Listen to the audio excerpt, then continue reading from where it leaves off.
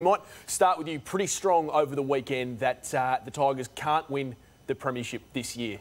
Tell us why. Yeah, well, it wasn't a flippant comment. It was something that you've been sitting on for a while and you're hesitant because they've been such a great team to make that call. But I think there's now clear evidence that there's a body of work that would suggest they can't win the Premiership. As we roll through some of the reasons why, I think there is now a definite blueprint on how to stop the game's best player, Dustin Martin, that bigger body defensive player who's done the job. And for a superstar player, he has a lot of quiet games, Dustin Martin. He's had a lot of quiet ones this year.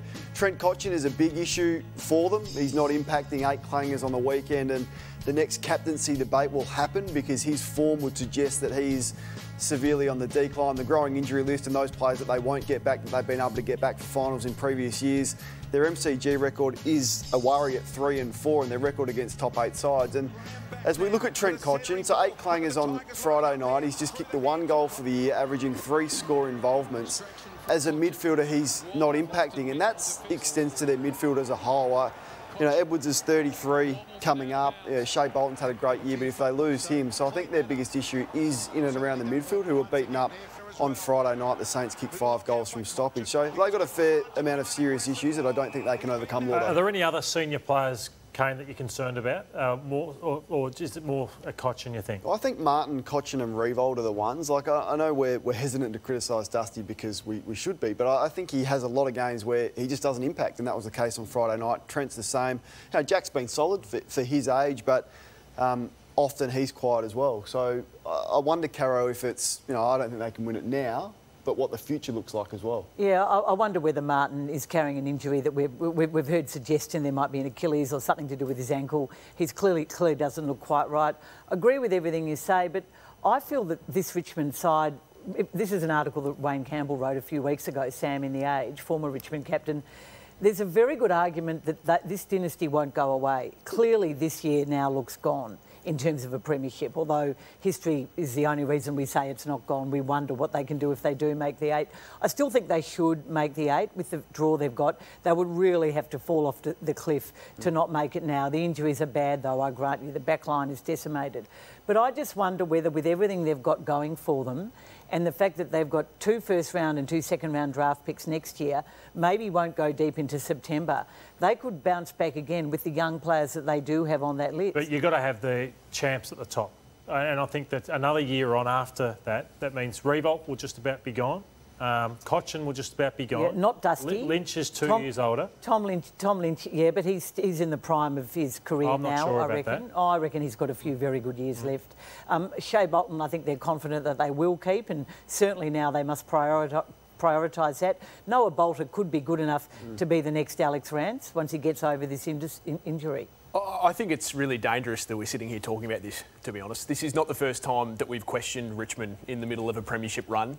They've been belted before in premiership years. They lost 2 games by more than 10 goals in 2017. They lost 3 games by more than 40 points in 2019. They won the flag both those years. They've had a huge amount of injuries. I know that Trent Cotchin looks like he's coming towards the end. Kane, I agree with that. I think Adam Cherry is going to be a perfect replacement for him round 1 next year. 2 goals against the bottom 6 side. Yeah, they were awful, but they've night. still got a very soft run home, and they know how to get it done. And your criticism about Dustin Martin, I mean, Dustin Martin's a 3-time Norman Smith medalist. He gets it done when it counts. Now, yes, they have to make the 8 in order for him to get there, but, geez, write them off at your peril. People did this in the middle of Hawthorn's run, and they made them pay. I still think this team can win the flag, and I think they can win it this year. But I don't think any side, Sam, has ever been 7-7 and a percentage of 100 and beaten by every finalist except the Western Bulldogs so far at the moment. So it's going to be difficult for them. What do you make of the comparisons What I want to say is it'd be more a shock for me if they went and did it again.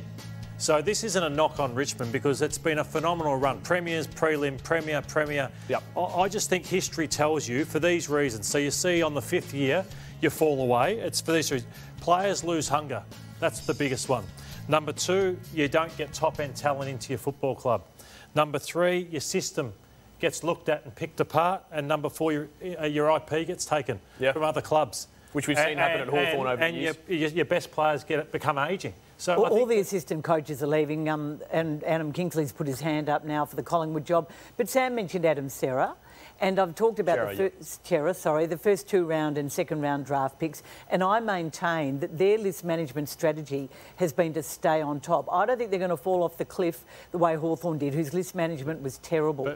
after that last flag. Ditto Brisbane, who threw everything into that last premiership and tried to get a fourth. Ditto Collingwood, who did something similar 2 years ago. What happens, Cara, is while you've been at the top for so long, other teams have been building for the previous 3 to 4 years. So I look at that. The Bulldogs have had Jamara Ugle-Hagan waiting away.